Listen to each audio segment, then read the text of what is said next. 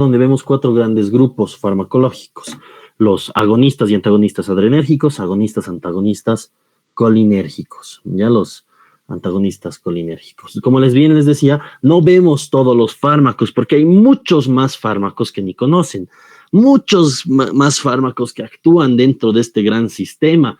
Por ejemplo, hay una práctica en nuestra cátedra que es inotrópicos, pero no es pues inotrópicos, es mal nombre para esa práctica. La práctica debería llamarse aminas vasoactivas, que ya es otra cosa, porque solo hablamos en la cátedra de dobutamina, dopamina, noradrenalina y adrenalina, cuando en realidad hay muchos más inotrópicos. Por ejemplo, está la mirrinona, ¿ya? Por ejemplo, entre uno. Y todos los demás inhibidores de la fosfodiesterasa 3. También el sildenafil tiene un efecto inotrópico. Entonces, como les digo, en estos grupos farmacológicos hay muchos fármacos, muchos fármacos. Muchos que incluso han consumido ustedes, como la pseudoefedrina, que es un vasoconstrictor, pero muy leve, y usualmente es un vasoconstrictor que actúa en los vasos nasales, por lo cual evita la rinorrea. Esta pseudoefedrina o sus congéneres como la fenilefrina se encuentran en los antigripales, ¿no ven? En el Resfrianex. Entonces, cuando hablamos de estos fármacos, como bien les digo, no vemos todos, vemos una mísera parte. Sí, no estoy presentando un día, pues no se preocupen. No sé, todavía no. Estoy dando esa pequeña introducción en lo que terminan de entrar los compañeros. Pero parece que nadie más va a entrar. Ahora sí, entonces cuando hablamos de neurofármaco, hay que recordar pues un poco de la anatomía y fisiología del sistema nervioso. Sabemos la anatomía, sabemos la fisiología, la neurofarmacología autónoma se hace fácil, recontra fácil. Por eso quería terminar este intro. Ay, qué graves que son, che. Ya, ahora sí, ya no voy a aceptar que me importa. Entonces, la neurofarmacología, rapidito, de forma general, ya sabemos la anatomía del sistema nervioso, no es necesario recordarlo. Ya sabemos que hay un central, hay un periférico, y funcionalmente, ¿qué es lo que nos importa? Hay un somático y hay un vegetativo, que el vegetativo tiene 3 divisiones: simpático, parasimpático y entérico.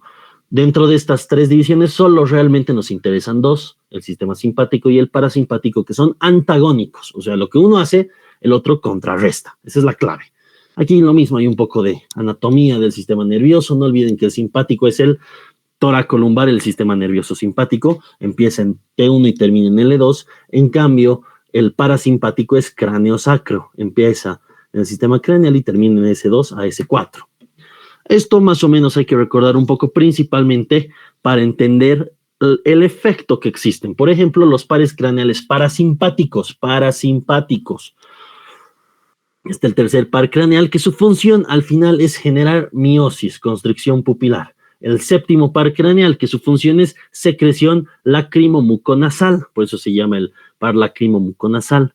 Está el noveno par craneal, que su secreción también es secreción, pero en este caso solo salival.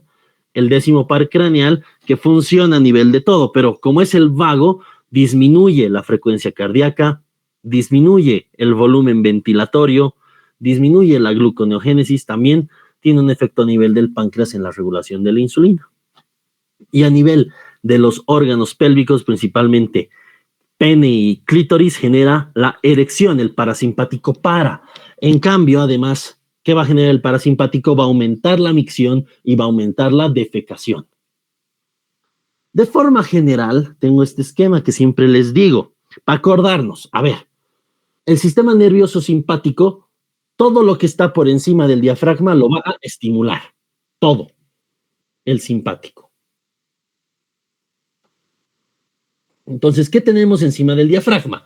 Lógico, pues primero tendremos al corazón. ¿Qué hace el simpático? Estimula, aumenta las 5 propiedades cardíacas: el cronotropismo, batmotropismo, lusotropismo, inotropismo y dromotropismo. Ahora, las 5 propiedades cardíacas las estimula. El simpático por encima del diafragma, ¿qué hace? Va a abrir el pulmón, lo estimula, más aire, abre las vías respiratorias y disminuye la resistencia de la vía aérea. Más arriba, a nivel de la pupila, ¿qué hace el simpático? Abre la pupila, la estimula. Sí, ¿qué han mandado? ¿No? Lo que me está mandando. Ok.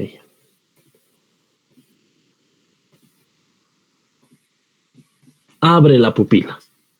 En cambio, el parasimpático hace lo contrario.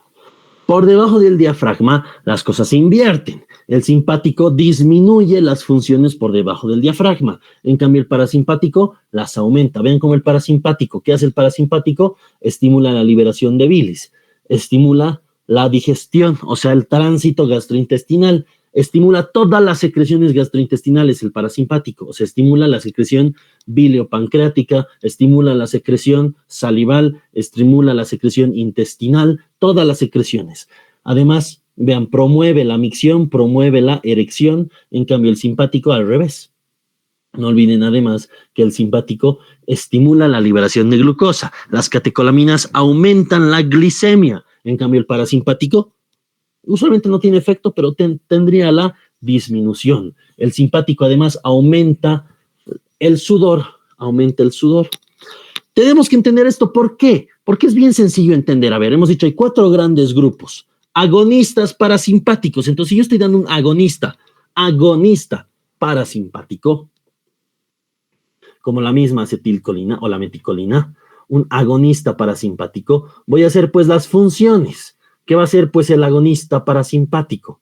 El agonista parasimpático, como por ejemplo la neoestigmina, que es un inhibidor de la colinesterasa, la neoestigmina, que es un agonista parasimpático, potencia el parasimpático.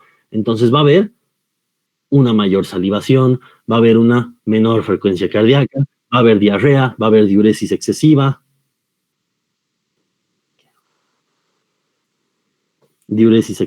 etc. En cambio, ¿qué pasa si doy un antagonista parasimpático?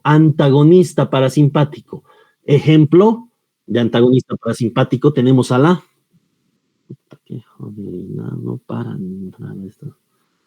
Uy, ya se va a llenar esta reunión. La otra salvación, no sé qué hacemos. Ya. No sé, varios. Un antagonista parasimpático, ahora sí ya no voy a aceptar a nadie, ya no hay espacio. Un antagonista parasimpático, ejemplo, la atropina, el metilbromuro de iosina, etcétera. ¿Qué van a hacer? Se va a potenciar el simpático, aumenta la frecuencia cardíaca, va a relajar las vías aéreas, va a disminuir el peristaltismo, va a generar una midriasis, ¿no es cierto? Entonces se dan cuenta que solo es saber las funciones. Sé las funciones y tengo que hacer este esquema. Sé este esquema y ya sé todo. Toda la farmacodinámica ya la sé. Toda. Hay un que otro pormenor, obvio. Pero ya entiendo la farmacodinámica. Pasa lo mismo del otro lado. ¿Qué pasa si doy un agonista simpático, un agonista adrenérgico? Ejemplo, adrenalina. Se va a potenciar todas las funciones del simpático. En cambio, si doy un antagonista simpático, ejemplo, propranolol, ¿quién va a terminar ganando? Es el parasimpático. Es jalar la cuerda. Uno a veces puede tener más fuerza, agonistas, o puede perder fuerza, antagonistas. Y en base a quién gane el tira y afloja, se van a presentar esas funciones del organismo. Ya saben ustedes que todas las fibras, y es lo que más me interesa, manejan un neurotransmisor y sus receptores. Las fibras simpáticas, en esta se ve mejor, todas las fibras a nivel preganglionar manejan acetilcolina con los receptores nicotínicos. Pero a nivel postganglionar es donde cambia. El sistema somático, o sea, motor voluntario, también maneja el receptor nicotínico. El simpático, fíjense cómo maneja a la noradrenalina y a receptores adrenérgicos. Con una excepción, también puede manejar acetilcolina con las glándulas sudoríparas. El parasimpático, en cambio, vean ustedes, genera acetilcolina con los receptores muscarínicos, y a nivel de la adrenal se generan noradrenalina y adrenalina. La clave, simpático es adrenérgico, parasimpático es colinérgico. De ahí vienen los otros nombres. Y hay que entender a los receptores. Hablaremos primero de los receptores que más nos interesan, que son los receptores adrenérgicos. Hay de 2 tipos, alfa y beta. Hay 2 tipos de alfa, alfa 1, alfa 2, y hay 3 tipos de beta, beta 1, beta 2, beta 3. El beta 3 vale verga. Así, palabras sencillas. Entonces, cuando hablamos nosotros de los receptores alfa, vean, sus funciones en general son vasoconstricción coronaria y venosa. 2, es adrenérgico disminuye la motilidad del tracto gastrointestinal. Ahora, eso tienen todos. ¿Cuáles son las diferencias entre alfa 1 y alfa 2? Más que el mecanismo de acción, que nunca preguntan, me interesa. Fíjense, alfa 1, vasoconstricción de todos los vasos, cutáneos, esplácnicos, renales, cerebrales. Además, contracción del músculo liso, ¿de dónde? Uréter. Uréter contrae el músculo liso, por lo cual puedo desencadenar un cólico renal. De los vasos deferentes, del conducto deferente, eso estimula la eyaculación. Del esfínter uretral, si se cierra el esfínter uretral, disminuyo la diuresis. Del útero, del cuerpo ciliar, generando midriasis. Y a nivel del metabolismo de la glucosa, fíjense, el receptor alfa 1, gluconeogénesis y glucólisis. Aumenta, con su micrófono prendido, apáguelo. Eso. Aumenta la gluconeogénesis, síntesis de glucosa, y aumenta la glucólisis. Obviamente, se va a intensificar la reabsorción de sodio. El alfa 2, primero, fíjense, a nivel del metabolismo de la glucosa, disminuye la liberación de insulina y estimula la liberación de glucagón. Ya les he dicho, el simpático sube la glucosa, entonces la insulina, ¿qué hace? Es bajar la glucosa. Tendrá que, pues, disminuir la liberación de glucosa, de insulina, ¿no ven? Glucagón hace lo contrario. Contracción del esfínter anal, lo mismo, hemos dicho, disminuye la defecación porque cierra el esfínter anal, cierra el esfínter uretral y ahí disminuyen los emuntorios. Y 3, lo más importante, inhibe la liberación de norepinefrina. Esto es a nivel presináptico. Por eso es que los alfa 2 centrales, los agonistas alfa 2 centrales que se usan como antihipertensivos, aquí entra la alfa-metildopa, terminan siendo se dan de forma farmacológica, son agonistas adrenérgicos porque están aumentando la adrenalina en el alfa 2, pero a nivel funcional terminan siendo antagonistas adrenérgicos. ¿Por qué? Porque están bloqueando la liberación de noradrenalina. Por eso es que yo doy agonistas alfa 2, ejemplo, alfa-metildopa, en la hipertensión. Es un tratamiento útil en el embarazo y va a bajar la presión arterial. ¿Ya? Esos son los agonistas alfa 2. El fármaco estándar es la alfa-metildopa. La clonidina también entra aquí. La dexmedetomidina también entra aquí. En cambio, los receptores beta 3 no valen, no importa. Beta 1, la clave del beta 1 es que es cardíaco. Este es el que estimula las 5 propiedades cardíacas. Aumenta la velocidad de conducción, aumenta la excitabilidad, aumenta la fuerza de contracción, aumenta la frecuencia cardíaca y aumenta el gasto cardíaco. Además, el beta 1 estimula al sistema renina-angiotensina-aldosterona. Aumenta el hambre y el apetito. El beta 2, en cambio, fíjense, y aquí está la clave, el beta 2 genera relajación muscular. ¿De dónde? Del bronquiolo, del detrusor. El detrusor es el que contrae la vejiga para orinar, y del músculo uterino. Por eso es que puedo dar agonistas beta 2 para abrir los bronquios en la crisis de asma. Ahí está el salbutamol de vida corta, que abre los bronquios de forma aguda y libera la crisis de asma. O puedo usarlo en la amenaza de parto prematuro, un agonista alfa 2 como la un agonista beta 2 como la ritodrina, que la ritodrina también va a inhibir la contracción uterina y por eso son útiles en la amenaza de parto prematuro. Contracción del esfínter uretral, y hemos dicho esto, y lo más importante, relaja los vasos sanguíneos, los dilata. A nivel de la glucosa hace lo mismo, inhibe la liberación de insulina, aumenta la lipólisis. Más de lo mismo, vean, alfa 1, la clave, vasoconstricción. Acuérdense, los alfa es vasoconstricción. Esa es la clave del alfa, vasoconstricción y broncoconstricción. En cambio, los beta, vean, en cambio son vasodilatadores, broncodilatadores, vean, broncodilatadores. El beta 1 es cardioselectivo.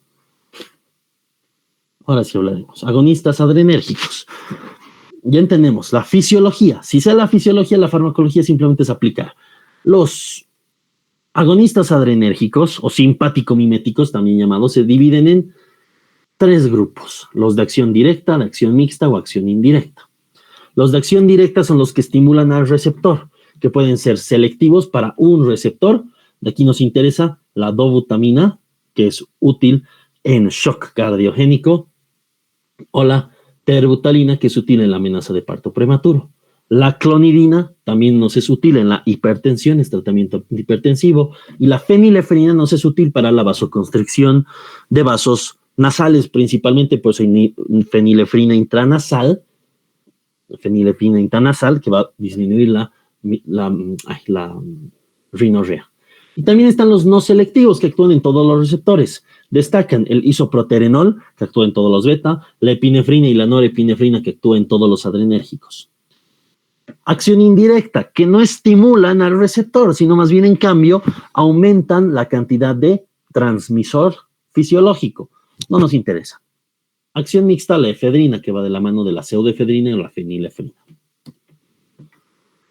La afinidad por los receptores, vean, esto sí es importante, vean cómo. La adrenalina es principalmente alfa-1 selectivo. La noradrenalina, en cambio, es principalmente alfa-2.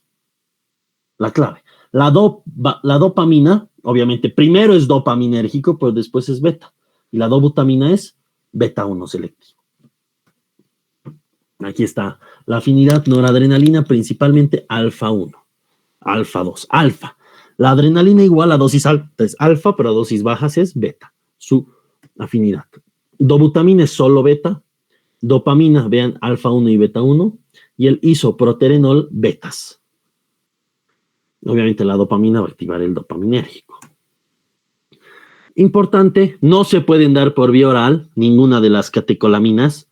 ¿Por qué? Porque se metabolizan volando por la monoaminoxidasa y la catecol o metiltransferasa. Ya hemos dicho, se eliminan por los riñones en forma de ácido 3-metoxi o 4-hidroximalendélico. Estos son los que se piden en orina para diagnosticar feocromocitoma. No olviden que el feocromocitoma es un tumor productor de catecolaminas. No atraviesan la barrera hematoencefálica. La dopamina, lo mismo. ¿Qué hemos dicho? La dopamina, ¿qué puede generar? Estimular los receptores dopaminérgicos, y a dosis bajas genera vasodilatación esplácnica. Esplácnica es de los vasos abdominales. Y a dosis media también va a estimular al corazón. Clave, dopamina primero vasodilatador a dosis bajas, y a dosis altas es cardioestimulador. Y dosis demasiado altas para la dopamina ya es constrictor, vasoconstrictor. Lo contrario. Dobutamina, la dobutamina, importante ya que este es cardioselectivo, beta-1, estimula principalmente al corazón. Esa es la clave. Estimula al corazón y es vasodilatador coronario y vasoconstrictor esplácnico. Aquí está el efecto que tienen estos en justamente la presión arterial, la resistencia vascular periférica. Nos interesan la noradrenalina y la adrenalina. Vean, la adrenalina aumenta la frecuencia cardíaca, aumenta la presión arterial sistólica y disminuye la presión arterial diastólica. Y disminuye la resistencia vascular periférica total. No olviden que la resistencia vascular periférica va de la mano de la diastólica. La noradrenalina aumenta la presión arterial tanto sistólica como diastólica y aumenta mucho la resistencia vascular periférica. Y de forma refleja puede generar bradicardia. Ojo, la noradrenalina es para tratar hipotensiones. Hipotensiones principalmente. Vean, porque la frecuencia la puede bajar. En cambio, la adrenalina nos es más útil para tratar hipotensión con bradicardia porque aumenta la frecuencia cardíaca. Eso se debe a su selectividad de receptores. La noradrenalina actúa en el alfa-1 principalmente, no en el beta. Y quien estimula el corazón es el beta. En cambio, la adrenalina tiene mayor efecto beta. Ahora hablaremos de lo mismo. Vean sus indicaciones. Noradrenalina, ya les acabo de decir, hipotensión, principal indicación. Tengo un paciente shock séptico, ¿qué le doy? Primera elección, noradrenalina. En cambio, la adrenalina nos es útil en el shock anafiláctico. ¿Por qué? Porque tiene otros mecanismos más. Además de ser antihipotensor, la noradrenalina estabiliza la membrana la adrenalina estabiliza la membrana del mastocito de forma rápida. Entonces deja de liberarse histamina. Prolonga efectos de anestésicos locales, siempre se dan de la mano. Vean, la adrenalina revierte el broncoespasmo, es broncodilatador y obviamente es útil en el paro cardíaco, es de elección en el paro cardíaco. Paro cardíaco. Ya no estoy diciendo paro cardíaco. Paro cardíaco. En realidad, no en cualquier paro cardíaco, vamos a ser más específicos. Es útil de primera línea en la asistolia. Asistolia. Dopamina. Es útil en shock cardiogénico, oliguria por insuficiencia prerrenal, hipotensión, y la dobutamina, nunca se olviden, es de elección para el corazón, cuando hay una alteración en la contractilidad cardíaca. Shock cardiogénico es de elección la dobutamina. Descompensación cardíaca postquirúrgica después de una angioplastía coronaria percutánea, de elección la dobutamina. Los beta-2 selectivos, en cambio, tenemos principalmente al salbutamol, la terbutalina y el salmeterol. Son los tres claves. También está la ritodrina, pero ya no se usa tanto. Son agonistas beta-2 selectivos, solo actúan en el beta-2. Y hemos dicho, ¿dónde hay el beta-2? En dos lugares, en los pulmones, en el músculo liso bronquial y en el útero, ahí nomás. ¿Qué hace el beta-2? Relaja el útero, abre los bronquios. Por eso, si doy estos, abro los bronquios, útil en una crisis asmática, relajo el útero, útil en una amenaza de parto prematuro. Salbutamol y terbutalina son de vida media corta, en cambio el salmeterol es de vida media larga. Esa es la clave que les preguntan. En cambio, los antagonistas adrenérgicos, son los que bloquean al receptor, vamos a hablar solamente de los beta bloqueantes. ¿Hay alfa bloqueantes? Claro que los hay, pero la cátedra solo da beta bloqueantes. Entonces, bueno, solo haremos de los beta bloqueantes. Los beta bloqueantes pueden ser de igual forma no selectivos, o sea, actuar y bloquear el receptor beta 1 y beta 2. Pueden ser selectivos, solo bloquean el beta 1. Estos son los cardioselectivos, también se les dice. O pueden, además de bloquear al beta 1 y beta 2, bloquear a los receptores alfa. Estos alfa bloqueantes tienen más riesgo de hipotensión, porque no olviden que el alfa regula el tono vascular. ¿Cómo se van a acordar? Todos terminan en olol. Se dice que, de forma general, los selectivos tienen la primera letra de la A a la M. Vean, atenolol, esmolol, metoprolol, bisoprolol, betaxolol, bevantolol, acebutolol, celiprolol, de la A a la M. En cambio, los no selectivos, su primera letra es de la N a la Z. Vean, nadolol, propranolol, timolol, sotalol, tertalol, oxprenolol. Hay la excepción del alprenolol, pero este es gay. Pembutolol, carterolol, otro gay, y pindolol. Son excepciones, pero por lo general, acuérdense, selectivos, letra de la A a la M, no selectivos de la N a la Z. Y dirán, ¿y los que son alfa bloqueantes no terminan en olol, terminan en algo más ol? La betalol, alol es alfa bloqueante, además, carvedilol es alfa bloqueante, además, dolol, otro que le aumentan la D, dolol, no termina solamente en olol, busindolol. Esos son los alfa bloqueantes. Y por último, hay debajo de esto se pueden subclasificar en que tienen actividad simpático-mimética intrínseca o que no la tienen. ¿Qué es eso? Es que en lugar de ser antagonistas completos, los antagonistas completos son los que no tienen así, son antagonistas parciales, solo bloquean en parte al receptor. Esos son los que tienen actividad simpático-mimética intrínseca. De ahí destaca el PACO: pindolol, alprenolol, acebutolol y oxprenolol. Acciones de los beta bloqueantes. Cardíacas, si son beta bloqueantes, bloquean al beta, deprimen las 5 propiedades cardíacas. Disminuye automatismo, contractilidad, conductibilidad, excitabilidad y relajabilidad. Las 5.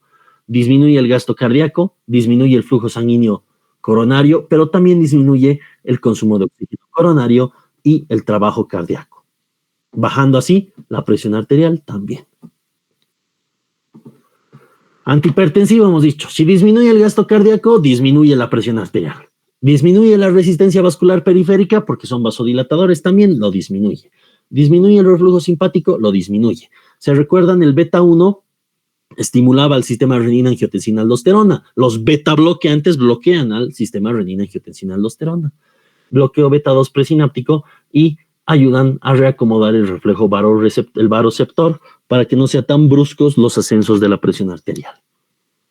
Vean, hemos dicho, disminuye el gasto cardíaco, el trabajo cardíaco, la resistencia, la renina, bloquea el beta 2, inhibe el flujo simpático, reacomoda los baroreceptores, reduce el tono vasomotor, disminuye la frecuencia cardíaca, disminuye el flujo sanguíneo subendocárdico, aumenta el tiempo diastólico, por lo tanto también aumenta el tiempo de perfusión coronaria. No se olviden que en diástole las coronarias están abiertas, en sístole están contraídas por la presión del miocardio contra el pericardio. Entonces las coronarias solo pueden perfundir en diástole. Si hay más diástole, hay más perfusión. Por eso también son buenos antianginosos. Disminuyen la presión teleparietal ventricular izquierda, disminuyen la contractilidad miocárdica, reducen la presión, principalmente la sistólica, que depende del gasto. No olviden eso, la presión sistólica está reflejando el gasto cardíaco, en cambio la diastólica está reflejando la resistencia vascular. Vean, lo mismo, reduce el consumo miocárdico de oxígeno, reduce la frecuencia, la presión, la contractilidad, aumenta el flujo de sangre coronario, la perfusión, el flujo sanguíneo colateral y reducen la lesión microvascular. Hay otras acciones que hacen los antagonistas beta, aumentan la resistencia de vías, ¿no es cierto? Está ganando el parasimpático, se cierra la vía respiratoria, broncoconstricción y obviamente se agrava el asma y el EPOC. Es una contraindicación. Contraindicación absoluta para los beta bloqueantes no selectivos. Propranolol no puedo dar a alguien con asma o EPOC. En cambio, si estoy hablando de un cardio selectivo, que solo actúa en el beta 1, ejemplo, el metoprolol. Si estoy hablando del metoprolol, puedo dar. Es una contraindicación relativa. Metabólicas, puede causar hipoglucemia porque va a aumentar la liberación de insulina y además de causar hipoglucemia, puede disminuir su sintomatología. La hipoglucemia se entiende como hipoglucemia subclínica cuando la glucosa baja por debajo de 60 o por debajo de 54, dicen algunos libros. Clínica cuando ya hay síntomas. Pero cuando alguien está tomando beta bloqueantes, la hipoglucemia clínica empieza a aparecer cuando la glucosa está en 40, 35, ya en rangos peligrosos y va a entrar directamente al coma. Eleva los triglicéridos y disminuye el HDL. Disminuye la presión intraocular, aquí es el timolol de elección porque el timolol se da en colirio, en ojo, directamente. Tiene un efecto ansiolítico, estabiliza las membranas, por eso es antiarrítmico, y algunos tienen esa acción simpático-mimética intrínseca. Beta bloqueantes. Indicaciones. Hipertensión, hemos dicho por qué baja la presión arterial. Cardiopatía isquémica, hemos dicho que bajan el consumo de oxígeno miocárdico. Arritmias cardíacas, ¿en qué arritmias? En taquiarritmias supraventriculares, usualmente, no tanto en ventriculares. Taquiarritmias supraventriculares. En el infarto agudo de miocardio, más de lo mismo, y en la insuficiencia cardíaca. En la insuficiencia cardíaca no puedo dar cualquiera, tengo que dar uno de 4 beta bloqueantes que se ha demostrado que disminuyen la mortalidad. Solo hay 4 que disminuyen la mortalidad, que son metoprolol, nebivolol, bisoprolol y carvedilol. Esos 4 disminuyen la mortalidad en pacientes con insuficiencia cardíaca. Metoprolol, bisoprolol, nebivolol, carvedilol. Y hemos dicho, son útiles en la hipertensión, son útiles en la cardiopatía isquémica, mejoran las crisis anginosas, menor gasto de oxígeno. Hemos dicho, en las arritmias, principalmente el sotalol es el que tiene mayor efecto antiarrítmico y se usa principalmente en las taquiarritmias supraventriculares, principalmente. En las ventriculares, en algunas, no en todas, principalmente en las supraventriculares. Y fíjense, además el sotalol es el que tiene mayor efecto antiarrítmico. Vean, aquí tenemos un cuadro resumen de igual forma de los simpático-miméticos. Salmeterol, terbutalina, dobutamina, dopamina, epinefrina, noripinefrina. ¿A qué receptor afecta? Y su efecto en la presión arterial, el gasto cardíaco, que ya lo hemos hablado. Aquí no hay mucho que hablar. Los beta bloqueantes, los hemos mencionado todos y aquí están sus funciones, sus indicaciones. Angina de pecho, disminución del consumo. En el glaucoma, el timolol. En la falla cardíaca, los que les dije, bisoprolol, carvedilol, metoprolol y el nebivolol también. Hipertensión arterial, y hemos visto por qué. En el hipertiroidismo, para control de síntomas, no va a curar el hipertiroidismo. Para control de síntomas, de elección es el propranolol. En la cardiopatía hipertrófica también se pueden dar debido a que está obstruido el tracto de salida del ventrículo izquierdo y hay que relajar el corazón y permitir que éste se llene más de sangre. Infarto de miocardio va de la mano con el angor pectoris. Ya les he dicho, en las taquicardias supraventriculares de elección, más que en las ventriculares. Y en el sangrado, en la hemorragia digestiva alta varicosa. Ya en la hemorragia digestiva alta varicosa. Ya en la hemorragia digestiva alta varicosa. ¿Por qué? Porque son vasodilatadores esplácnicos. Va a disminuir la presión portal. ¿Y cuál es la causa del sangrado digestivo varicoso? La hipertensión portal. Se usan para tratar la hipertensión portal. Efectos adversos de los beta bloqueantes: disfunción eréctil, bradicardia, bloqueos atrioventriculares, convulsiones, dislipidemia. Hemos dicho que suele aumentar, ¿no es cierto?, el colesterol LDL, los triglicéridos, pueden exacerbar el asma y el EPOC, y la EPOC en realidad. La selectividad también ya hemos visto, aquí no hay tanta importancia, esto nunca les van a preguntar. Listo. Dudas, preguntas de neurofármaco. Del sistema simpático principalmente. ¿Nada? Ok. Vámonos a diuréticos.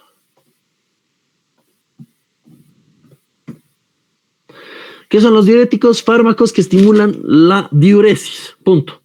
Antes esta es la definición clásica, que es por el efecto de la regulación de sodio, que no actúan sobre el agua, pero ahora hay otros tipos de diuréticos que ya tienen otros mecanismos de acción que sí actúan sobre el agua. Mecanismo de acción se clasifican, en mi opinión, mejor por el mecanismo de acción. Tenemos a los diuréticos de ASA, que son los inhibidores del cotransportador NKCCL, que actúan a nivel del ASA de Henle. Los ahorradores de potasio, que son, los inhibidores tiacídicos, los inhibidores del cotransportador sodio-cloro, que actúan en la parte terminal del túbulo contorneado distal. Los ahorradores de potasio, que hay de dos tipos: inhibidores del ENaC, que actúan en el mismo lugar y en el túbulo colector, y los inhibidores de la aldosterona, o antagonistas de la aldosterona, mejor.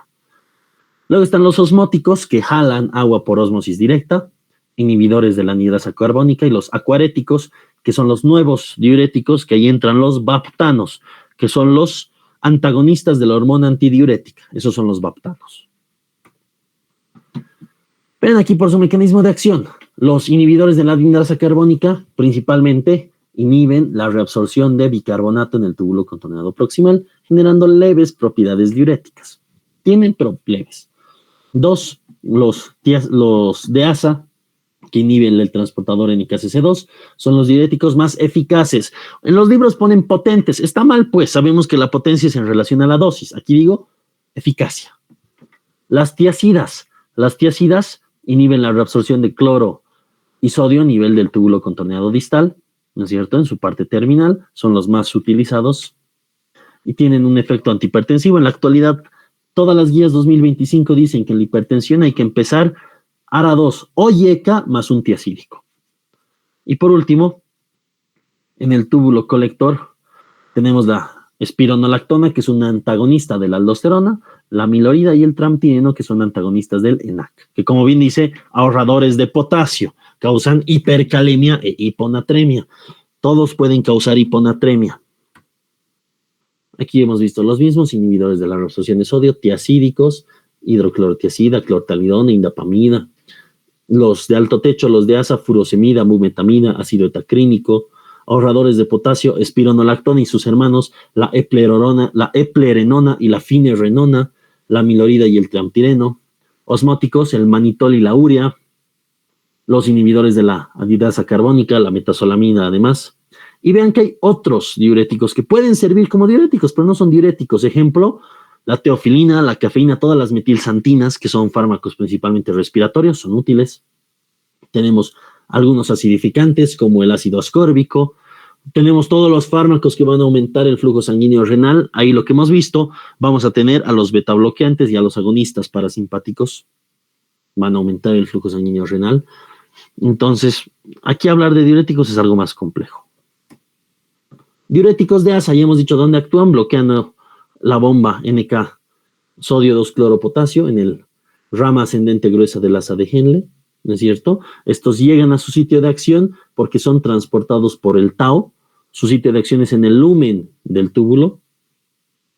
Impiden la reabsorción de calcio y magnesio.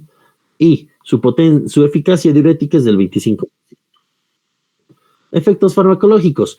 Estos son los más potentes, los más eficaces, entonces tienen un efecto rápido. Por eso son útiles en el edema agudo de pulmón cardiogénico, en una insuficiencia cardíaca aguda descompensada. Y obviamente pueden reducir la presión arterial. Efectos adversos, la furosemida, lo principal es que es ototóxico. Farmacocinética sí es importante que se la aprendan, inicio de acción y efecto máximo de acción y duración de la acción. Pero no entra al examen, pero sí apréndansela, porque es lógico, pues, no le voy a dar furosemida a las 9 de la noche a un paciente. No ve, tengan lógica, y más si está en tratamiento ambulatorio, va a volver al día siguiente, oiga, doctor, no he dormido nada, he ido cada 5 minutos al baño por 4 horas que dura el efecto de la furosemida, a las 4 de la mañana me he dormido. No ve, lógico, tienen que ser lógicos. Por eso digo, apréndanse esto para su vida, porque no van a estar pues dando un diurético de asa a 10 de la noche, 11 de la noche, 12 de la noche. No, habrá que dar a una hora tope, que usualmente se dice máximo 4 de la tarde, máximo, pero así, si es de las peores. Ojo, si está internado, si está en ambulatorio. Tiazidas, y hemos visto, las tiazidas bloquean igual, a nivel del lumen, van a bloquear el cotransportador sodio-cloro en el túbulo contorneado distal, llegan por el Tao, transportador de ácidos orgánicos, ¿no es cierto?, de ácidos orgánicos, e inhiben su eficacia diurética es del 5 al 10%. Reducen la eliminación de calcio, por eso pueden causar hipomagnesemia e hipercalcemia. Hipercalcemia. Vean, hay las tiazidas propiamente dichas y las tiazidas like, que son derivados. Las tiazidas propiamente dichas, fíjense, está la clortalidona, la hidroclorotiazida, la clorotiazida y la hidroclorotiazida. Y las tiazidas like son la clortalidona, la indapamida y la metalazona. Efectos adversos. Estos son hipotensores, son útiles en la frecuencia cardíaca. Y ojo, todos los diuréticos pueden generar hiperglucemia. ¿Por qué? Por una alteración del metabolismo del potasio. Causan hipocalemia, se altera la liberación de insulina en la célula beta pancreática, que no se olviden que eso depende directamente del potasio, y listo, pueden causar hiperglicemia. Reacciones adversas, hipocalemia y alcalosis metabólica. No se olviden, la hipocalemia siempre va de la mano de la alcalosis metabólica y la hipercalemia de la acidosis, porque es un mecanismo de compensación, ¿no es cierto?, por el intercambiador de potasio e hidrogenio. Si hay hipercalemia, el potasio va a entrar a la célula y el hidrogenión va a salir, va a haber acidosis metabólica. Si hay hipocalemia, el potasio va a salir de la célula, el hidrogenión va a entrar y va a haber alcalosis metabólica. Y lo que hemos dicho puede reducir la tolerancia a la glucosa. Ahorradores de potasio, estos actúan en el túbulo contorneado distal y en el túbulo colector. Como bien dice, disminuyen el intercambio de sodio con potasio, y su eliminación no supera los 5%, ¿ya? No supera los 5%. Tenemos a los inhibidores del ENaC, que son la almiloride y el tramtireno, que bloquean al canal ENaC luminal, y lo mismo, tienen que llegar a nivel del lumen. En cambio, la espironolactona, ahorita vamos a hablar. Vean, farmacocinética, como les digo, nunca preguntan. Reacciones adversas, hipercalemia, si es ahorrador de potasio. Entonces, ¿qué otros fármacos causan hipercalemia? IECAS, ARA2, AINES y potasio directo. Nunca hay que mezclar.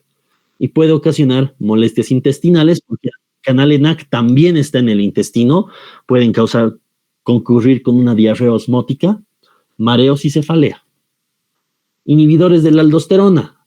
Estos no llegan, fíjense, todos eran en el lumen. Los inhibidores de la aldosterona no actúan en el lumen, actúan en la membrana basal y entran al citoplasma. ¿Cuáles son los tres? Espironolactona, eplerenona y finerenona. Entonces bloquean a la aldosterona y disminuyen la expresión de ENaC y de ROMC. Ahorrando potasio y perdiendo sodio. Farmacocinética no nos interesa. Como bien dice, reacciones adversas, ginecomastia o signos de feminización en hombres, alteraciones menstruales en mujeres, úlcera péptica, rash cutáneo. Esas son las principales alteraciones. Pero la espironolactona es un diurético muy útil porque nos es útil en la insuficiencia cardíaca. Es más, en la actualidad se dice que todo paciente con insuficiencia cardíaca diagnosticada tiene que tomar 4 fármacos. Uno de esos fármacos es un antagonista de la aldosterona, sea espironolactona, eplerenona o finerenona. Todos. Hay otros 3 que tienen que tomar. Y hemos dicho uno, espironolactona. Luego es un beta bloqueante, uno de los 4 que hemos mencionado. Metoprolol, carvedilol, bisoprolol o nebivolol. Uno de esos 4. Ya tenemos 2. 3, un ISGLT2, que lo vamos a ver ahorita en antidiabéticos orales, un ISGLT2. Y por último, un IECA o un ARA2, principalmente sacubitril o valsartán. Diuréticos osmóticos son sustancias de bajo peso molecular, activos farmacológicamente, osmóticamente, perdón. El más usado es manitol al 20%. La dosis de manitol es 1 gramo kilogramo de peso o 1 ml kilogramo de peso. Y el manitol es útil en el edema cerebral, principalmente. En el edema cerebral. Ojo, ¿cuáles son sus principales reacciones adversas? Y esto sí es importante. Hipernatremia o hiponatremia. Ambas. Por eso hay que hacer constantes laboratorios. Por ejemplo, hay una cirugía en urología que van a ver, que es el ERETUB, que es la resección prostática transuretral, que es casi endoscópica, casi mínimamente invasiva. Se usan casi 20 litros de manitol en esa cirugía. ¿Cuál es el principal efecto adverso? Hipernatremia o hiponatremia, y hay que controlarlos porque se puede dar un síndrome muy peligroso que puede terminar en terapia intensiva. Ya saben que el trastorno hidroelectrolítico del sodio puede ser muy chill o muy peligroso. Último, los inhibidores de la anhidrasa carbónica, ya hemos dicho, van a impedir la reabsorción de bicarbonato. Pero más importante es que son útiles en el tratamiento del glaucoma, disminuyendo la producción de humor acuoso que depende directamente de la anhidrasa carbónica también. Reacciones adversas de los inhibidores de la anhidrasa carbónica: acidosis metabólica, fosfaturia e hipercalciuria. Puede haber cálculos renales. Esta tabla, domínenla. Háganme caso, domínenla. No para su final, para su vida, pero domínenla. Y aquí lo mismo con las indicaciones de los diuréticos.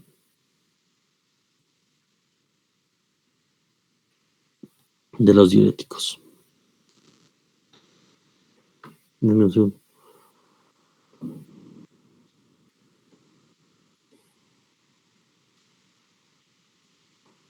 Las indicaciones, saquen el screen, aquí pueden ver, vean cómo hay gran cantidad de indicaciones. Edema cerebral, y hemos dicho ¿quién? Osmótico manitol. Cirrosis quinosis útil de ASA. En la citis del cirrótico, los de ASA. Y la espironolactona también. Vean, diabetes insípida, los tiazídicos. En la epilepsia, la acetazolamida es antiepiléptico. En el glaucoma, la acetazolamida, principalmente. También el manitol en el glaucoma agudo es útil. En el glaucoma agudo hay que dar manitol. En la enfermedad aguda, principalmente en el edema pulmonar agudo de altura, la acetazolamida, tratamiento de primera línea. Hiperaldosteronismo, fíjense obviamente, ahorradores de potasio. Hipercalcemia de ASA. Hipertensión, tiazídicos. Hipocalemia, vean, ahorradores de potasio. Nefrolitiasis, tiazídicos. Síndrome nefrótico de ASA. Edema pulmonar cardiogénico, a diferencia del otro, este es cardiogénico de ASA. Disfunción renal de ASA, etc. ¿Dudas, preguntas de diuréticos?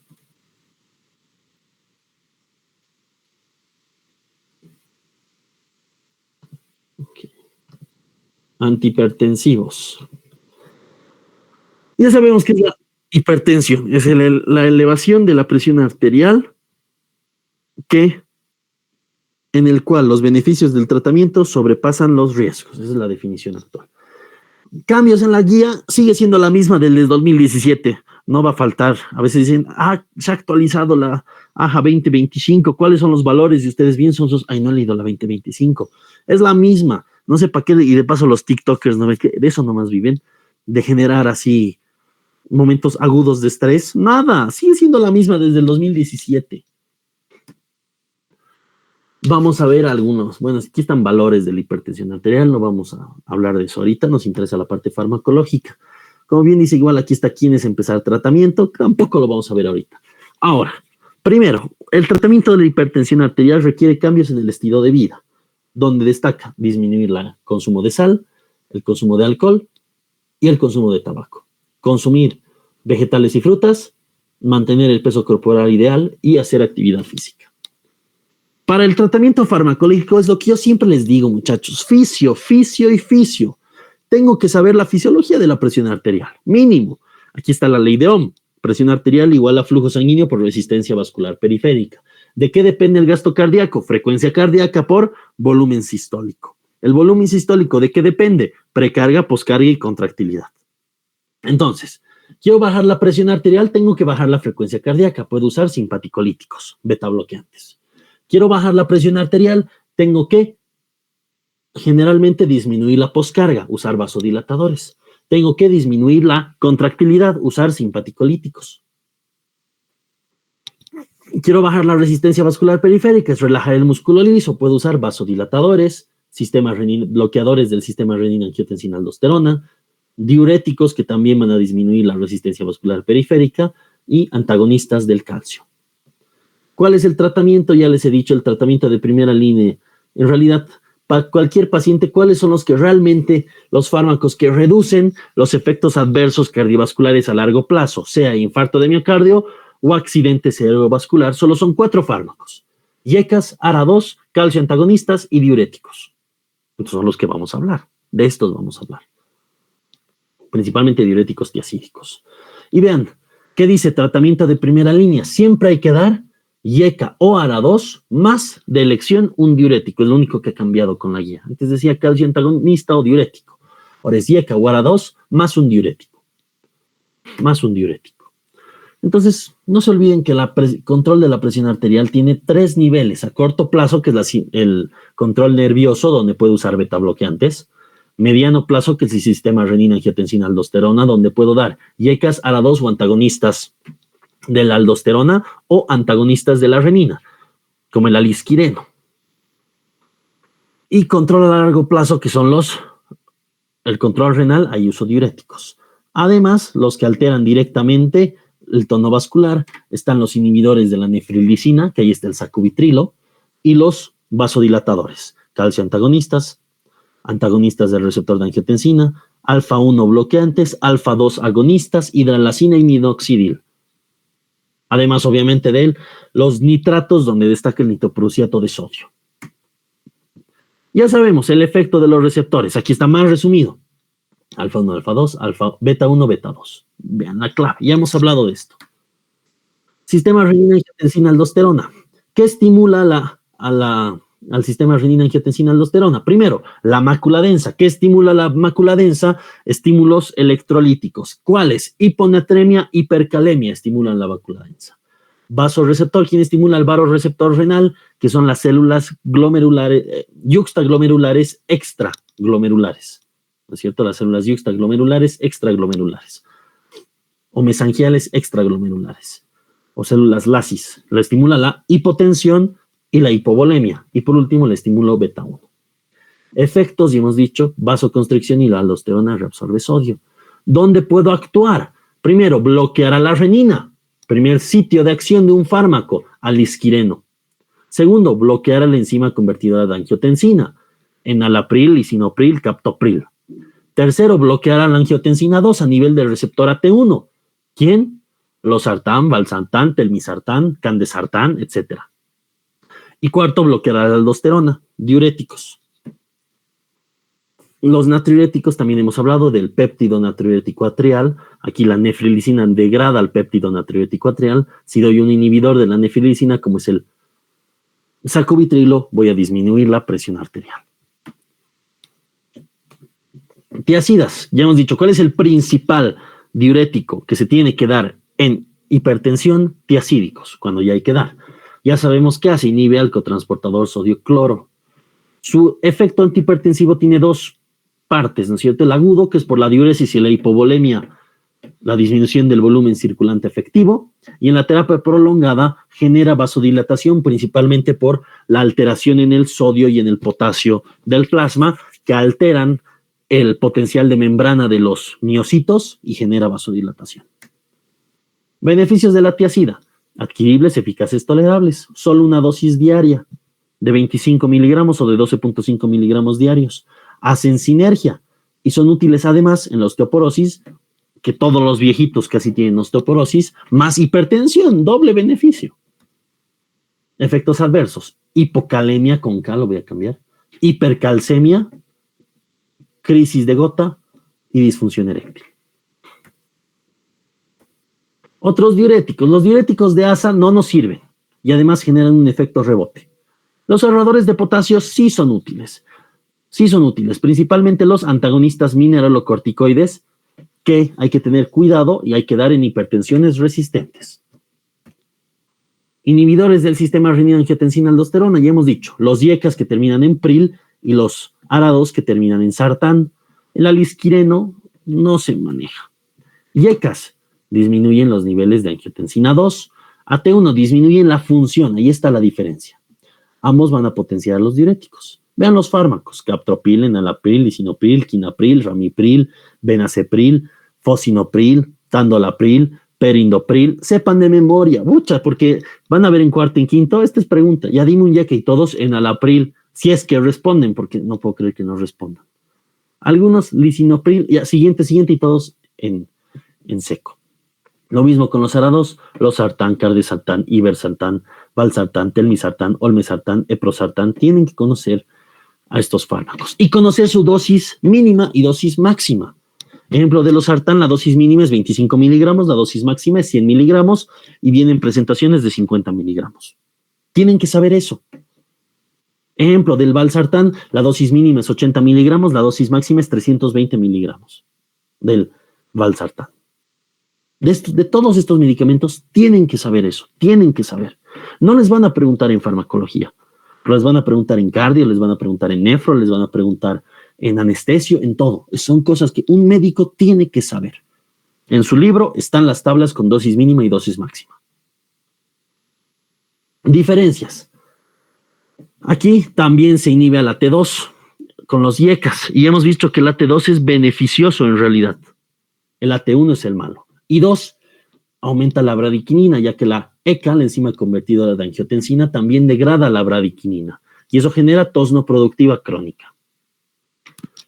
En cambio, los ARA2 permiten que se active el AT2, por lo cual es beneficioso y no se acumula bradicinina. Efectos adversos específicos para los IECAs: tos no productiva, angioedema y defectos del desarrollo contraindicado en el embarazo. Comunes para ambos: hipercalemia, hiperpotasemia. Por eso nunca hay que asociarlos. Hoy día justo estaba viendo, no sé qué, me salió un TikTok, lo que les acabo de decir. ¿Qué medicamentos tiene que tomar un paciente con hipertensión? Y dicen IECA y ARA2. No, pues cojudo, le vas a causar una hipercalemia y se va a morir. Es IECA o ARA2. O ARA2, o ARA2. Y de elección ARA2. De elección valsartán, porque va asociada a sacubitrilo, que hemos dicho que es otro pilar en el tratamiento de la insuficiencia cardíaca.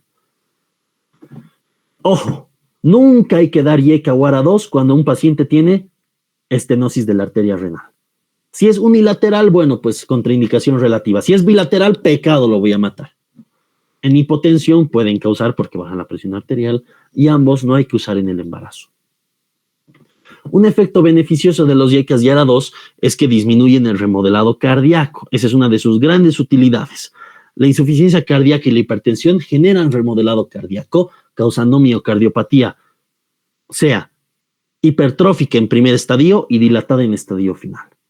Por lo cual, siempre hay que dar IECA o ARA2 porque disminuyen el remodelado cardíaco.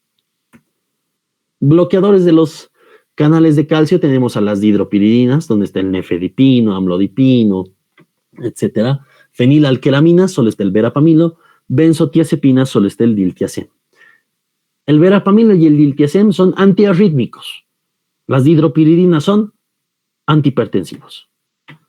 Entonces, vean, antihipertensivos porque disminuyen la resistencia vascular periférica, bloqueando al calcio. Si no hay calcio, no hay contracción.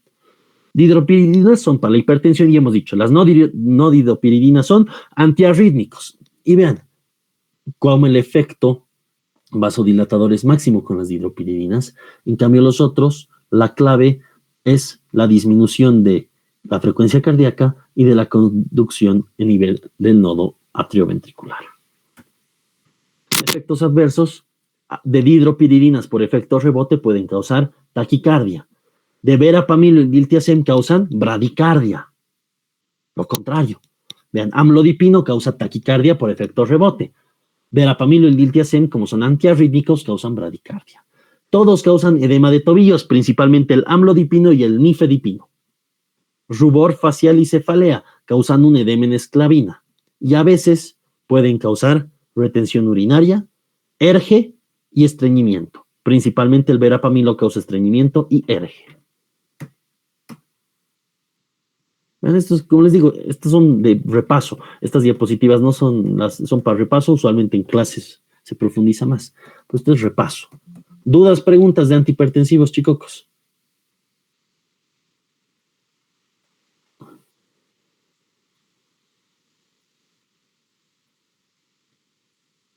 ¿Todo claro? ¿O se están durmiendo ya? Una horita vamos. Se están durmiendo, creo yo, ustedes. Ya. ¡Ay, guaguas, guaguas, guaguas! ¿Qué haremos?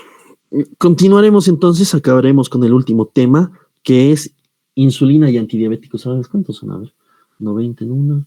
Ah, bien, estamos a las llenas. Algunos ya se han dormido y se han salido. Hoy han visto que alguien está grabando. Ah, uno de mis temas favoritos. Diabetes. Uno de mis temas. Me encanta la diabetes, me encantan los antidiabéticos. Es uno de mis temas favoritos. Me ha ganado 2 años seguidos. Gracias a este tema he tenido 2 años seguidos el puesto de jefe de auxiliares por cosas de la vida. Como saben, es sorteo. Ese rato enfrente de todos han sacado antidiabéticos. El año pasado, antidiabéticos este año. Me encanta este tema. Me encanta diabetes. Entonces, ¿qué es la diabetes? Es un conjunto de enfermedades. No es una enfermedad. Desde ahí empiezan mal y les enseñan mal. Bueno, esto no lo vamos a ver tanto la parte de diabetes. Desde aquí. No. Desde aquí. Sí, desde aquí.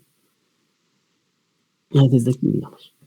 ¿Qué es la diabetes? Un conjunto de enfermedades caracterizadas por un estado hiperglucémico que puede llevar a complicaciones metabólicas severas. Esa es la definición. Conjunto de enfermedades. Dentro de este conjunto hay varios tipos. Tipo 1, que es la diabetes autoinmune. Dentro de la tipo 1 hay 3 tipos. Diabetes tipo 1A, que es la autoinmune típica. Diabetes tipo 1B, que es la idiopática.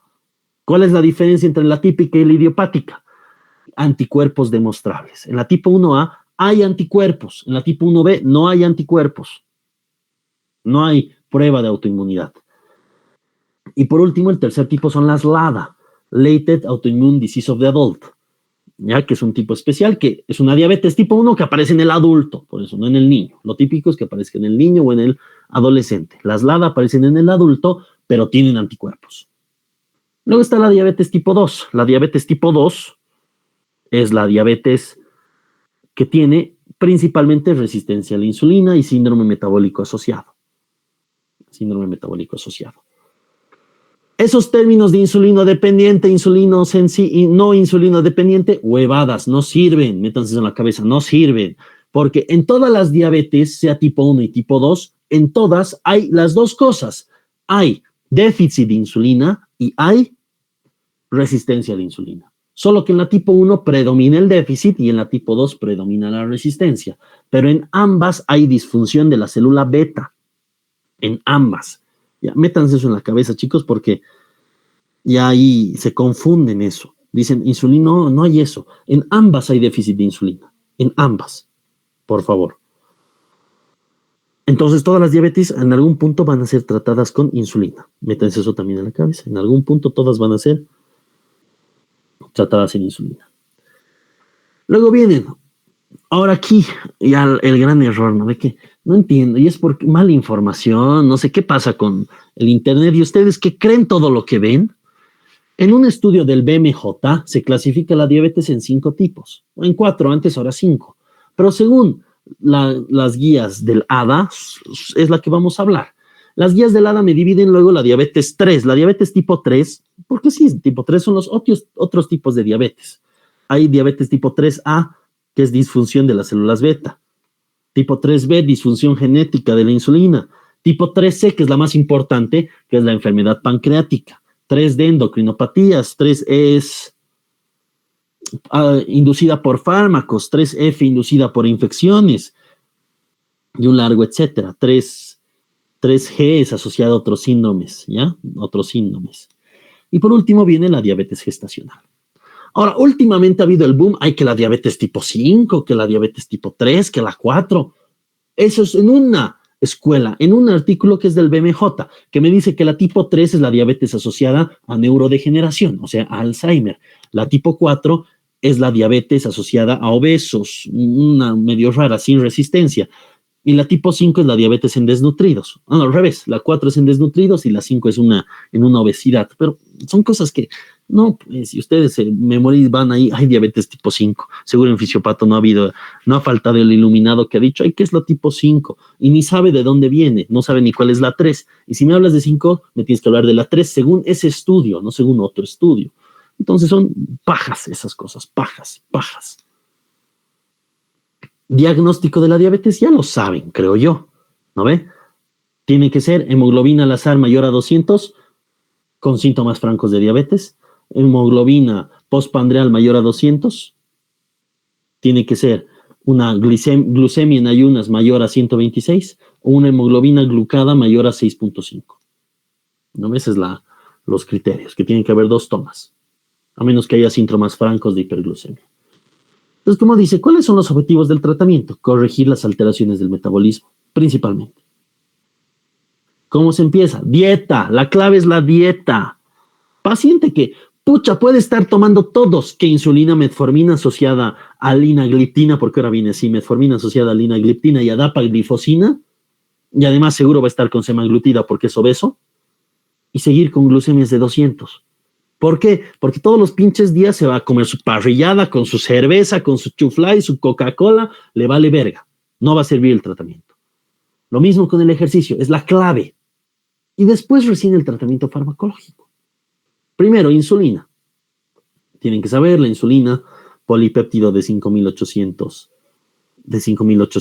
de peso molecular, 6.000 algunos, producido en las células beta pancreáticas, los islotes pancreáticos que están en un número de 1 a 3 millones, mayor proporción en la cola, ¿no ve? ¿Cuáles son los efectos de la insulina? Nunca se olviden, aquí tienen todos los efectos. Esta es pregunta de examen. Estimula la glucólisis, ¿no es cierto? Estimula la glucólisis. La insulina, en cambio, bloquea la gluconeogénesis, eso está mal. Aquí ha habido un pequeño error. Glucogénesis. Estimula la glucólisis y la glucogénesis. Inhibe la glucogenólisis y la gluconeogénesis. Disminuye la lipólisis, la cetogénesis y la secreción de VLDL, estimula la lipogénesis, aumenta la proteosíntesis, es vasodilatadora y es antiinflamatoria. Es muy buena la insulina. Ahora, cuando hablamos de insulinas y de preparados, las insulinas se clasifican en 2, insulinas basales e insulinas prandiales. Las prandiales son las que se inyectan después de la comida, y ahí están las de acción rápida y las de acción ultra rápida y las de acción corta. Luego las basales son las que duran todo el día, que ahí están las de acción intermedia, las de acción prolongada y hoy por hoy las de acción ultra prolongada. Entonces vean, aquí tenemos insulinas de acción ultra corta, y hemos dicho es prandial, estas son las prandiales, ultra corta, son 3, lispro, aspart y glulicina. Hay una nueva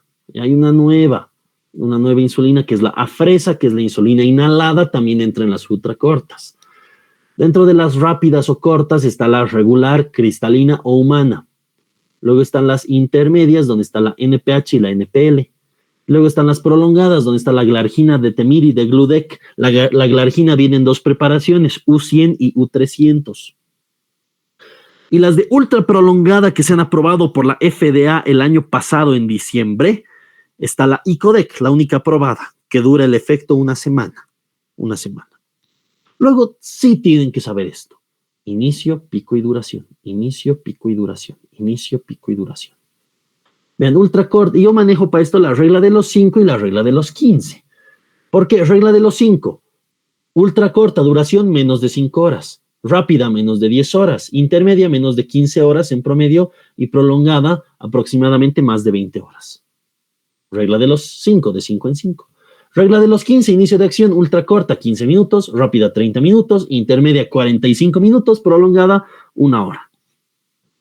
Pico, el punto medio, ¿no ve? Aquí es 30 minutos a 1 hora, aquí es 2 a 4 horas, aquí es 4 a 8 horas, y ojo, aquí las prolongadas no tienen pico. Esto es un error. Se dice, no tienen pico. Algunos textos dicen que la Deptemir tiene pico, pero no tiene pico. Las prolongadas, no tiene. Solamente duración de acción mayor a 20 horas. Acuérdense eso, porque esto sí preguntan. Ultracortas, inicio 15 minutos, duración menos de 5 horas. Regular, inicio 30 minutos, duración menos de 10 horas. Intermedia, inicio 45 minutos a 1 hora, duración aproximadamente 15 horas. Y las prolongadas, inicio a la 1 hora usualmente es, y la duración es más de 20 horas. Como bien dice, estas prandiales hay que dar en las comidas y las basales hay que dar en ayunos. Ahora, ¿cómo se clasifican los antidiabéticos según el mecanismo de acción? Vean, tenemos obviamente la insulina que hace todo lo que sabemos y va a disminuir la glucosa. Luego tenemos, aquí están las insulinas, vean, todas las insulinas. Todas las insulinas que ya conocemos. Conocemos sus complicaciones de las insulinas. ¿Cuáles son sus complicaciones y sus efectos adversos en las insulinas? Son hipoglucemia, edema, pueden causar hipocalemia, hipernatremia y la retinopatía insulínica, que es rarísima. Es rarísima. No olviden que la insulina como efecto también estimula la bomba sodio-potasio. Por eso puede causar hipernatremia e hipocalemia. Y por eso igual se usa en el tratamiento de la hipercalemia. Ahora, tenemos a los otros fármacos que pueden ser los sensibilizadores de la insulina o pueden ser los secretagogos. Sulfonilureas, secretagogos. Los metiglinidas, secretagogos. Biguanidas, sensibilizador. Inhibidor de la glucosidasa y de la absorción intestinal, acarbosa. Glitazonas también es sensibilizador, pioglitazonas. Efectos de la insulina, tabla, sáquenle foto porque esta tabla en tal examen. Siempre preguntan qué hacen en la célula hepática, en la célula grasa y en el músculo, pero ya lo hemos visto, ¿no es cierto? Ya lo hemos visto. Esto, memoria, pero. Farmacocinética de la insulina se puede dar por vía subcutánea o por vía intravenosa. La vía intravenosa solo se puede dar la insulina cristalina y a veces la NPH, pero la cristalina nada más. No las de ultracorta, jamás y jamás las basales. La cristalina. Reacciones adversas, lipodistrofias, que puede ser lipotrófica o lipohipertrófica, que es porque hemos visto, disminuyen y alteran la lipólisis y la lipogénesis. ¿Y dónde se pincha en él? De forma subcutánea. ¿Qué hay en el tejido celular subcutáneo? Grasa. Retención hidrosalina, porque estimula la bomba, ya hemos explicado, y eso puede generar edemas. Hipoglucemias, que es lo más peligroso, la hipoglucemia, que los síntomas primeros son adrenérgicos, taquicardia, confusión. Por eso si doy un beta bloqueante, estos síntomas no aparecen. Y después aparecen los colinérgicos, donde está la diaforesis y el vértigo. ¿No es cierto? La sudoración, el hambre. Y por último, los neuroglucopénicos, que son los síntomas de insulina, que son las alteraciones de las funciones cognitivas superiores. Falta de concentración, somnolencia, coma, vértigo, convulsiones. Hipoglucemia, ya hemos dicho las características.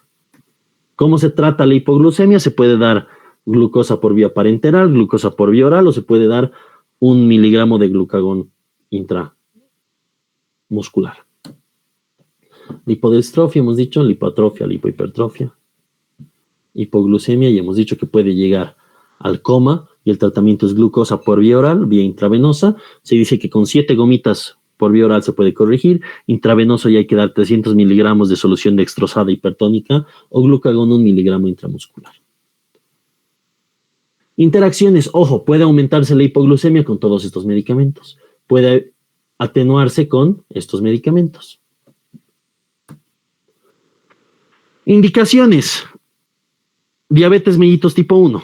Diabetes mellitus tipo, todos los pacientes con tipo 1 tienen que tener régimen de insulina a dosis de 0,5 unidades kilogramo de peso día. Esa es la dosis.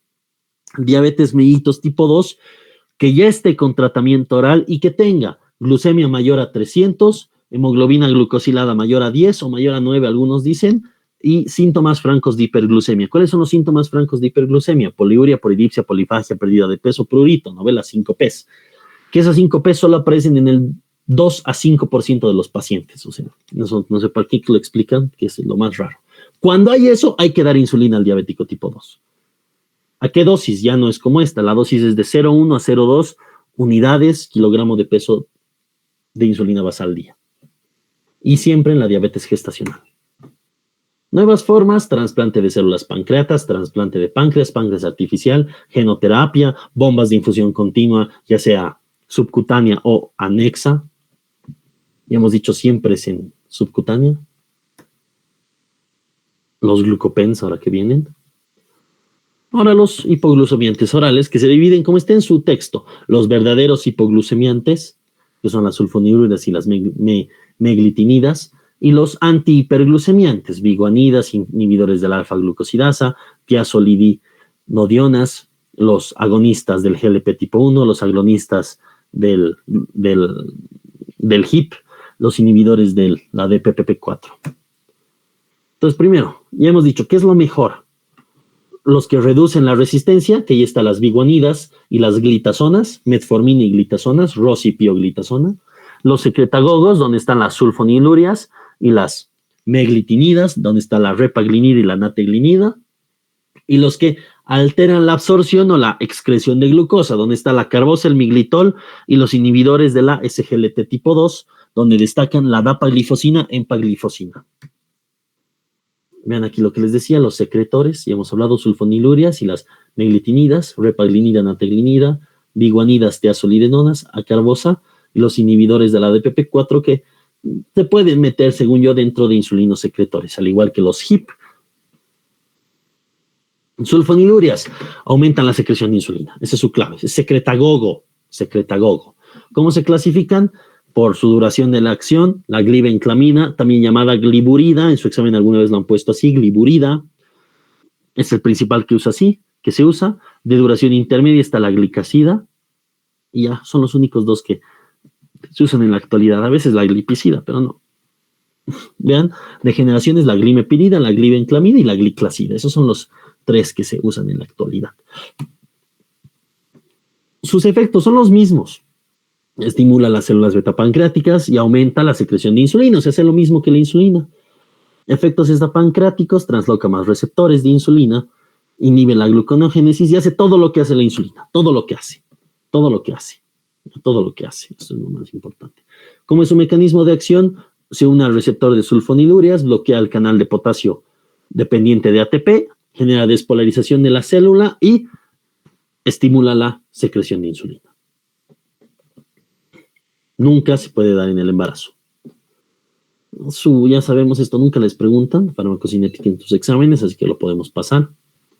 Efectos adversos, lo más común, hipoglucemia, luego hipersensibilidad y alergia, trastornos gastrointestinales hepáticos, reacción disulfiram y otras. Esto no, lo más común: derma, alergia; hemato, alergia; gastro, molestias gastrointestinales; y lo más común, la hipoglucemia. Contraindicaciones: siempre hay que tener cuidado en cualquier insuficiencia hepático-renal. Esto no. Esto tampoco mucho va a ser para ustedes. No, tampoco. Metformina, las biguanidas son, las meguanidas principalmente son insulinos sensibilizadores. ¿Qué hace la metformina? Cambia el metabolismo de aerobio a anaerobio. El metabolismo anaerobio produce menos ATP, por lo cual la célula capta más glucosa. Esa es la clave, capta más glucosa. Principal mecanismo de acción, capta más glucosa. Porque he cambiado el metabolismo de aerobio a anaerobio. Y eso tiene una consecuencia: el metabolismo anaerobio produce lactato. Por ende, la principal reacción adversa de la metformina es la acidosis láctica. Como otros mecanismos, se dice que disminuye la absorción intestinal, disminuye la producción de glucosa, pero nada que ver. Vean, aquí dice varios efectos, ¿no? Sí, varios, demasiados, porque la metformina igual es útil, por ejemplo, en el síndrome de ovario poliquístico. Si hablamos de metformina, podemos hablar horas de horas. Pero hablando de insulina, lo principal es que cambia el metabolismo de aerobio a anaerobio y por ende que aumenta la captación de glucosa. ¿Cuál es su diana farmacológica? La quinasa mitocondrial. Vean, aquí tiene gran cantidad de efectos farmacológicos. Indicaciones: es de primera elección en diabetes tipo 2, punto. Con el que tengo que empezar a cualquier paciente con diabetes tipo 2. Siempre. Reacciones adversas: sabor metálico, lo principal, acidosis láctica, de forma rara puede causar anemia megaloblástica. De forma extraña. Eso es lo que les preguntan. A ustedes, los otros fármacos, no les preguntan. Nunca ha entrado, nunca va a entrar ninguno de estos otros. La repaglinida y la nataglinida, ¿qué hacen? A ver, hablaremos rapidito para que se ubiquen. La metaglinida y la rapaglinida, ¿dónde están? Aquí están las meglitinidas. Son igual secretagogos, o sea, hacen lo mismo que las sulfonilurias, pero en menor potencia. No se unen a la unidad SUR1, se unen a la unidad KM4.1, que igual está en el mismo receptor, pero es lo mismo que las sulfonilurias en menor potencia. Hablaremos de las tiazolidinodionas. Las tiazolidinodionas son agonistas del PAL alfa, activan al receptor proliferación de la activación de peroxisomas y eso permite disminuir la resistencia. Inhibidores del alfa-glucosidasa, donde está la carbosa y el miglitol, bloquean la digestión de carbohidratos. Si no hay digestión, ¿se acuerdan de parásito? No se digieren, no se absorben, no entra a la sangre. Luego están los antagonistas del GLP tipo 1, donde está la semaglutida, y el agonista doble, la tirzepatida, es agonista del GLP1 y agonista del HIP, del péptido inhibidor gástrico, de los dos, es agonista dual, la tirzepatida. ¿Qué hace esta tirzepatida? Disminuye el peso y es secretagogo, estimula la secreción de insulina. Inhibidores de la dipeptidilpeptidasa 4, donde está la linagliptina, por ejemplo. ¿Qué hace la linagliptina?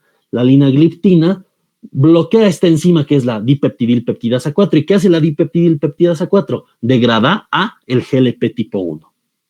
Entonces, como le estoy degradando a esta incretina, que así se llama, degrada las incretinas. Entonces, si doy un DPP4, voy a bloquear a la enzima y no se degrada la incretina. Y los ISGLT2, ¿qué hacen? Disminuyen la reabsorción tubular renal de glucosa. Disminuyen la reabsorción tubular renal de glucosa. Por ende, el umbral de glucosuria baja. Como saben, el umbral de glucosuria para perder glucosa en la orina es 180 miligramos de cilitro en la sangre. Con esto puede bajar hasta 50 con los inhibidores del ISGLT tipo 2. Y eso aumenta principalmente el riesgo de infecciones de tracto urinario.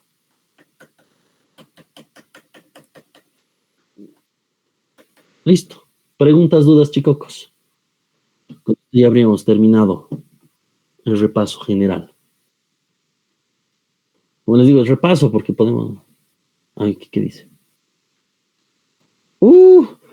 Los inhibidores del ISGLT2 son un pilar en el tratamiento de la insuficiencia cardíaca. ¿Cómo lo hacen? Resulta que los ISGLT2, al disminuir el umbral de la glucosuria, alteran el feedback glomerulotubular. Al alterar el feedback glomerulotubular, disminuyen la vasoconstricción de la arteriola eferente. O sea, causan vasodilatación de la arteriola eferente. Eso causa una disminución de la presión de filtrado glomerular. Esa disminución de presión del filtrado glomerular es sumamente importante, ya que va a permitir que se filtren más iones, principalmente el sodio, y al filtrarse más el sodio, se va a perder sodio y voy a perder líquidos por un mecanismo osmótico. Al igual, al perder glucosa, no se olviden que la glucosa es osmóticamente activa, voy a perder líquidos por el nivel de la glucosa. Termino perdiendo todos los líquidos y termino bajando la sobrecarga hídrica a largo plazo. Ese es un mecanismo. 2, además, esa vasodilatación de la arteriola eferente baja de forma sistémica la hipertensión arterial, pero no es una bajada como los antihipertensivos, es una bajada en 1 o 2 milímetros de mercurio. Esa bajada leve disminuye el remodelado cardíaco. Los ISGLT2 disminuyen el remodelado cardíaco, además. Los ISGLT2 son una maravilla de medicamentos, por si acaso. Ahora para todo se da. Son de elección en la nefropatía diabética, por lo mismo se disminuye la presión de filtrado y baja la proteinuria. Son de elección en el síndrome nefrótico, son de elección en la insuficiencia cardíaca. Y son un mecanismo brutal. Pero al final, la clave es vasodilatación del eferente y disminución de la presión de filtrado. Y con eso, todos los efectos sistémicos bajan la sobrecarga hídrica y el corazón está más librecito en la insuficiencia cardíaca. Eso es. Pero es más complejo todavía un poco, pero en palabras sencillas. Aunque sí nos están presentando. No sé si hay otra pregunta, duda que tengan. Ok. Bueno, muchachos, si no hay más preguntas, aquí estaríamos terminando por hoy día el repaso. Éxitos en su examen. Yo no deseo suerte porque la suerte es para maricas. La suerte es para los que no estudian, para los que tienen que estar rezando. Éxitos. Les va a ir bien. El examen de fármaco no es difícil, no es imposible, es un examen regalado al final, yo diría. Todos van a ver que todos van a tener arriba de 18 sobre 20, de sobre 20 diré sobre 30, hasta más de 20 sobre 30, porque fármaco las